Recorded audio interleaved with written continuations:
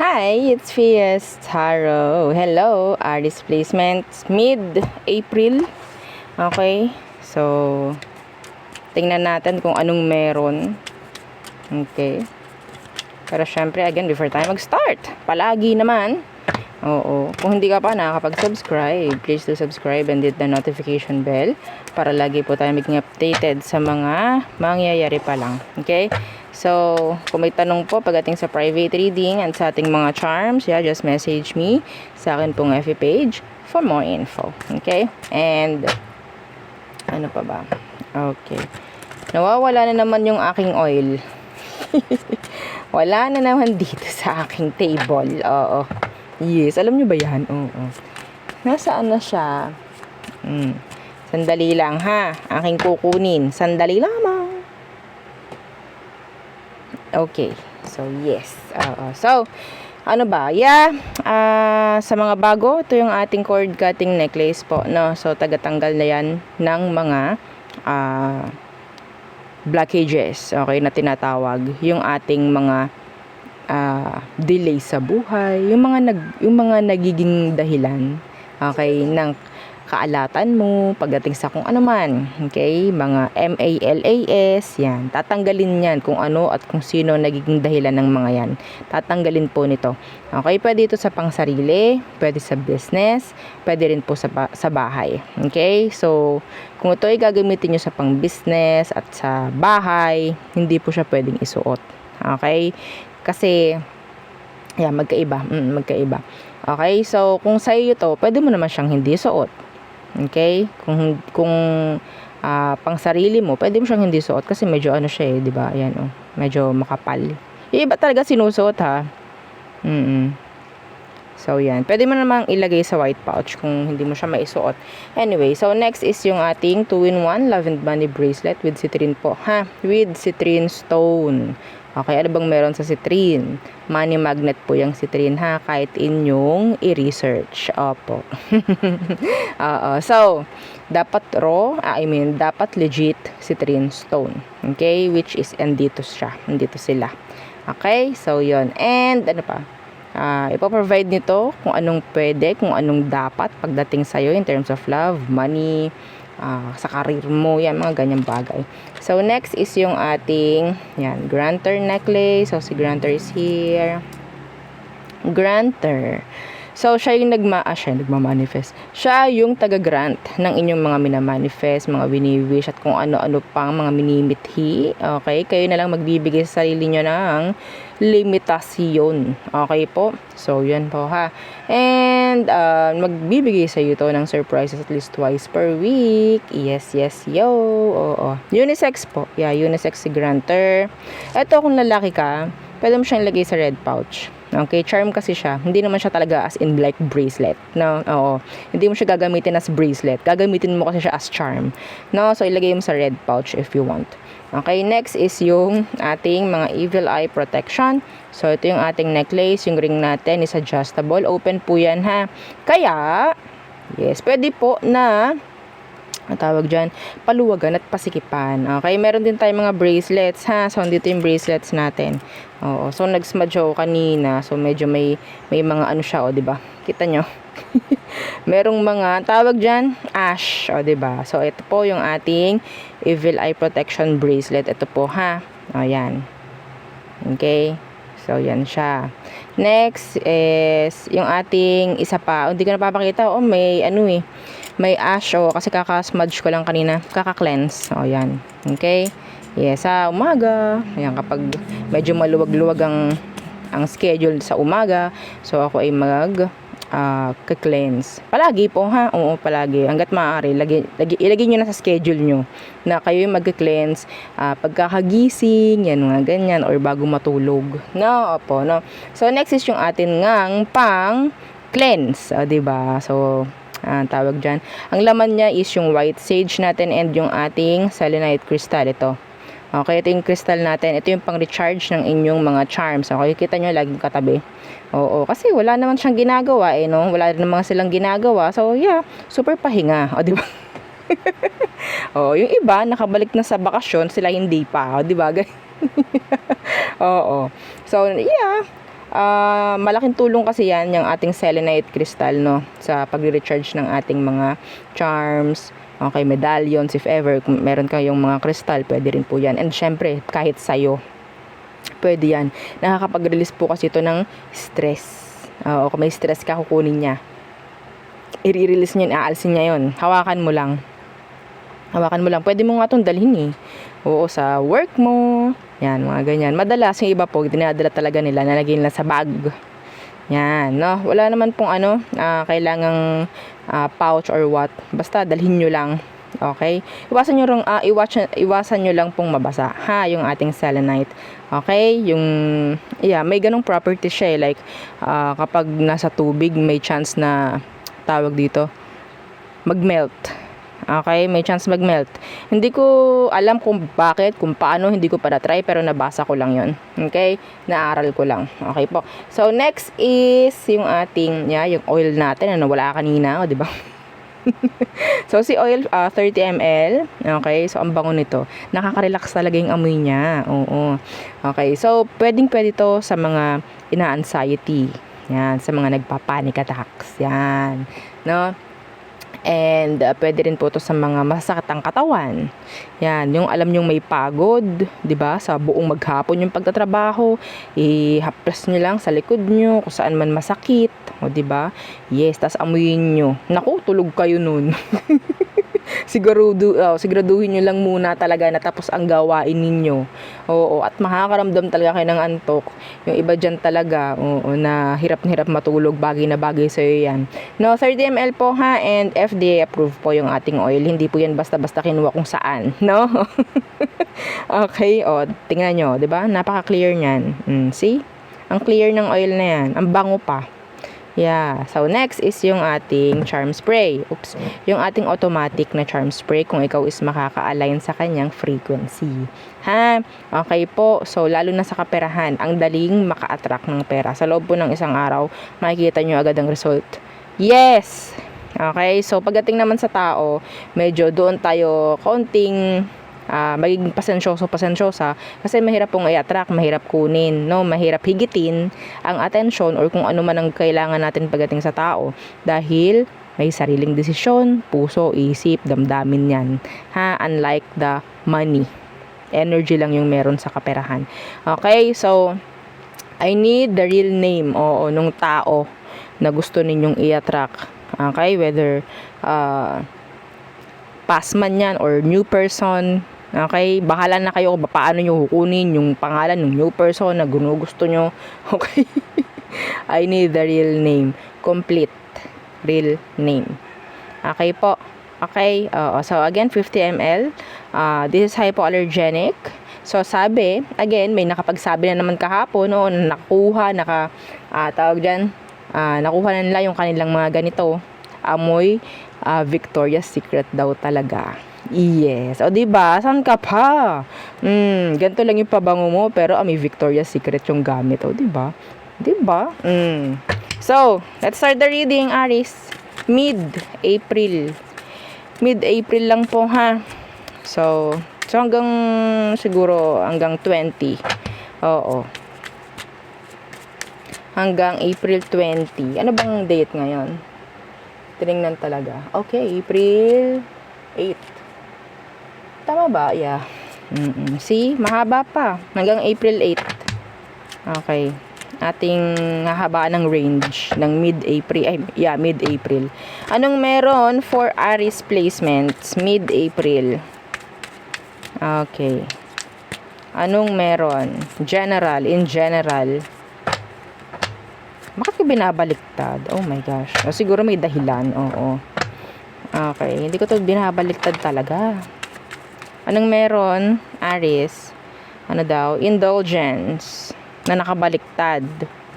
Okay. And care. Dalawa pa. Tingnan natin.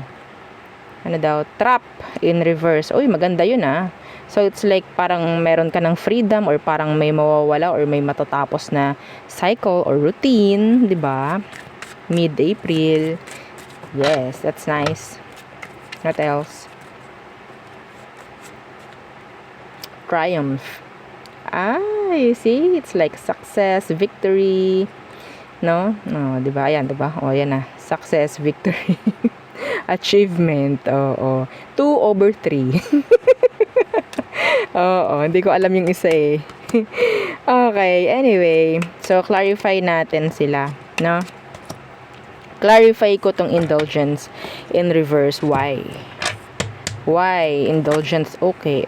So, the Hanged Man. Okay, nakikita ko yung iba sa inyo na mas pipiliin yung palagi lang nasa loob ng bahay kaysa tumambay sa labas, makipagchikahan, or makipag-banding sa iyong mga friends or amigas. Amiga? Wow, ang yaman, no? Alam nyo yun? Saan naririnig yun? Yung mga amiga, di ba? Habang nagmamacho. Ay, dyan ang mga amiga ko. Diba? So, indulgence in reverse and then the Hanged Man. Nakikita ko talaga yung sa iba sa inyo, mas pipiliin yung tumambay na lang magdamag, maghapon sa bahay. Okay? Lalo na yung sabihin natin, yun lang talaga ang gawain. Opo. No? So, walang masyadong ganap. So, sabihin natin walang masyadong paglayas, no? Ang mangyayari sa mga Aries, mid-April lang naman. Okay, mag-alala. Mid-April lang naman, no? Hanggang April 20. Ayan. Okay? So, ayan, ito yun, no? The Three of Cups. Ay, parang ang tawag dito, katabi niya si Queen of Cups eh. Parang self-love. Oo. So, ito, yung care, nandito. Parang mas gusto mo pang na maging peaceful, ayaw mo muna sa maiingay. Parang ganyan. Mas pipiliin mo ng ganyan. No? Anyway, meron akong tawag dyan, channeled message. Pupunta ang mga friends mo sa bahay mo. Okay? Wala kang magagawa. Pupunta sila sa bahay mo at doon ka nila chichikahin. Oo. I don't know kung magkakaroon ka ng peace of mind pagdating dyan. Ito may channeled message pa ako, Aries. May open up, no? Pagdating sa mga pinagdaraanan nila. Lalo na pagdating po sa love life. Kaya parang gustong-gusto kanila makasama. I don't know. Kasi pwedeng ikaw itong open sa kanila.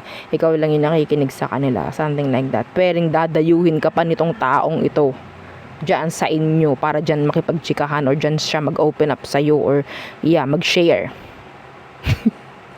Yes, oo. So, hindi ko nag-clarify itong care. We have here parenthood, patron, and support. Okay? Yeah, that's good na. Good na yun, oo. So, ano tong trap in reversed? Ang ganda yan, trap in reversed. Meaning, there's release, no? Hindi mo mararamdaman yung parang ganit, no? Or being trapped, no? Parang ka nakatali. Ace of Wands in reversed. Uy! This is good. This is nice. I-claim mo na agad tong sasabihin ko. Ha? Lahat ng hindi po nangyari noong mga nakaraan, pwedeng sa mid-April po mangyari. Could be a travel. Okay? Could be a travel. Meron din ditong energy ng sabihin nating growth, expansion. Okay? Or sabihin nating yun nga, in general, it's like uplifting yung energy. There's this increase. Okay? So, yeah. Good. Claim mo na. Wag mo sabihin sana. Wag. Ha? Oo. Okay. So, let's see what's with this triumph. Yeah, this is too general na. Okay, so pwedeng may ganyan na mangyayari, may ganyang energy ngayong mid-April para sa'yo, Aries. Okay?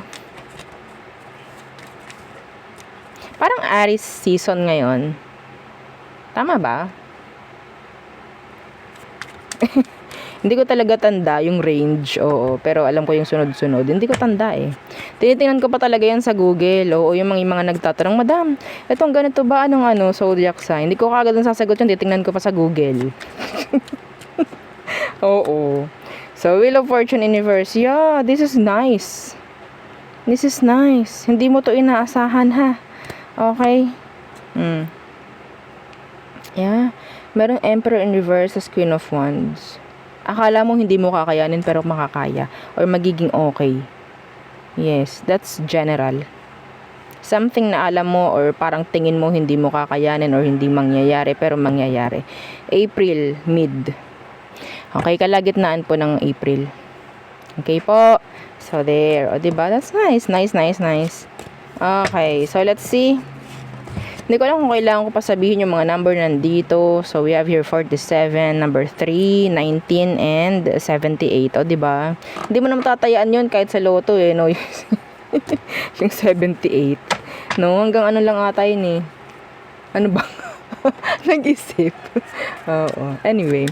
So, the person on your mind. Let's see. Let's check. Aries, the person on your mind. Don't forget po ha na i-share, like, subscribe. Itong ating video. Itong ating page. Sa mga gusto po na maging parte ng subscribers read every Saturday, you have to subscribe po sa akin pong FB page. No? Yung legit FB page, yung meron pong katabing check, yung blue badge, yung blue check. Okay, kung kayo ay nagtitingin sa ating mga page. Yes, ang dami kasi na gumagaya. So, kailangan maging vigilant kayo, no? Maging mapagmasid, na? Opo. Okay. Tayo ay nasa 108 na ata. Subscribers, followers, opo, na? 108,000 ata. Okay. Thank you. Diba? Ang dami na natin. So, anong meron? Pag talaga sa 200k natin, meron ulit akong pasurpresa. Diba? May libre na naman. Yes, kaya, alam nyo na. Follow. So, Aries. Sino ba ito? Tingnan natin. Okay, the Knight of Swords Universe. So, pwedeng hindi kayo magkausap ngayon or hindi maganda ang komunikasyon, no, nitong kayong dalawa. The person on your mind, the Knight of Swords Universe. Okay. The Seven of Cups in the reverse.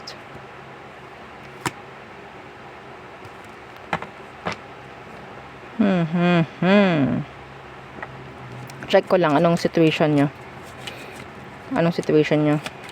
Para super duper makita, malinaw. Page of Pentacles. Eight of Swords. So, nakuha ko dito is an ex na lagi na lang din nandyan. Okay? So, hindi ko nakikita ang consistent yung sabihin natin pakikipag-usap, no, pakikipag-chat, whatsoever. Pero nandyan, open pa rin still. Okay. So, tingnan natin ang magiging ganap sa inyo mid-April. Anong meron nung kailangan mong malaman, Aries? Diyan sa ex mo na nakikipag-usap pa rin sa'yo. Hindi naman consistent, pero alam mo nandyan. Again, si Page of Pentacles in reverse. Diba, nakita ulit natin siya. Meaning there's something. Anong meron dyan sa Page of Pentacles? That is, delays po ha. So, kailangan mo malaman na ang ginagawa mo is pinahihintulutan mo ng energy mo is ma-stuck, ma-delay. Okay, sa lahat-lahat. Yes, I don't know. Pwede kasing dapat wala na to eh. Yun nga, yung pag-asa, yung pag-iisip, na kung ano man pagdating dito sa ex mo kasi nandyan pa rin siya, yun nga, magkokos yan ng delay sa'yo. Opo. Para kang nakastuck niyan eh. Para kang nakatrap. King of Swords in the reverse. So, ang kailangan mong malaman dito is, yung person, hindi talaga yun sure. If ever. Pagdating po sa hiwalayan. Okay? Hindi siya sure. Yeah. Para kanyang ginagawang safety net. Yeah. If ever na makakita siya ng iba, agad-agad yan. Agad-agad niyang tutuloy doon. Okay? Alam niya yun. Lalo na kung ikaw ito na alam mo na meron na ngang kinakausap tas nandyan ka pa rin. Ay naku, tinutulungan mo lang lalo yan na lumayo sa'yo. Oo. Okay? Kasi yun nga eh. Parang safety net niya. Alam niya nandyan ka. So okay, safe na safe ako. Alam kong may nakasalo sa akin. Kung hindi man ako sagutin or hindi man ako i-entertain itong somebody na to, eh alam ko nandito si Aries. Yeah, mga ganyang bagay. No? Yes. So, wag kang aasa na siya is makikipag-ayos, makikipagbalikan, or mas pipiliin ka niya kasi nagstay ka. No, that's BS. Okay, what else? Aries, what else? Okay, the person on your mind. The Hermit. Ang dami naman talaga. It could be a Virgo. Ang dami talagang hindi nakikipag-usap. Pwedeng ginost ka niya. Pwedeng ginost ka ng taong to. Yeah, dinrap ka. Could be a fire sign like you din. Or ikaw itong parang hindi mo na lang talaga hinahabol. Okay? Hindi mo na talaga ginugusto na malaman kung anong meron. Basta itong taong to is ng ghost. Ginost ka. So, anong kailangan mong malaman? Anong kailangan mong malaman? Death and then King of Cups. Okay, so emotionally, physically, the person, hindi ka na ganun kakailangan. Okay? Yes, direct to the point tayo. Hindi ka na ganun kakailangan ng tao. Yeah. Okay lang naman kasi iba sa inyo, nakikita ko na kaya mo nang wala siya eh. Sanay ka na wala siya. Oo. No? See? So, maraming beses na siguro nangyari to. Kaya, okay, go. Alam ko na. Kaya ko na to. Kaya ko na this. Yan, mga ganyang bagay. Okay, so it's like a blessing in disguise if ever. No, na parang nakakaya mo na yung situation ninyo na hindi na kayo magkasama, hindi na kayo mag-uusap, hindi ka na nag-chase. Kasi, marami ka pang hindi nakikita about the person, actually. And, ikaw ito nakikita ni universe na pinipili mo yung sarili mo kaysa dito. So, yun po ang dahilan ha. Isa is na wala na yung emosyon ng tao sa'yo. Kaya po yan biglang ng ghost or hindi ka na kinakausap bigla. Nawala na yung attraction, the emotion, mga ganyang bagay. Okay? Hindi naman ito like bigla. Oo, hindi naman yung isang best na, pagising wala na agad. Matagal na to. Matagal na po ito. Okay? Sabi ko nga, pwedeng nagkaroon kayo ng maraming on-off, yan. Ganun yun. Okay? So, lalo na nga, yung, ito tandaan nyo, every time na may ex na may bumabalik, hindi natin alam, minsan, tinutulungan na lang natin na ang person is maka-move on. Ganun rin yung sarili mo. Opo. Kahit nagbabalikan kayo, hindi mo naramdam yung love. It's like the, the familiarity. Okay? Yung kagustuhan natin na nandyan lang siya, nakikita natin siya kasi doon tayo familiar. Doon tayo sanay. No, pero the love is wala na. Sa totoo lang, may mga ganyan. Yes. Aminin nyo yan. Oo. So, yan so, yun lang ang aking reading for you. Aries placement. So, mid lang naman yun. Mid-April. So, again, huwag kalimutang i-like 7 times, i-share itong video natin to manifest good energies. And, subscribe kung gusto nyo makasali sa subscribers reading every Saturday. Okay po. So, again, thank you. Goodbye.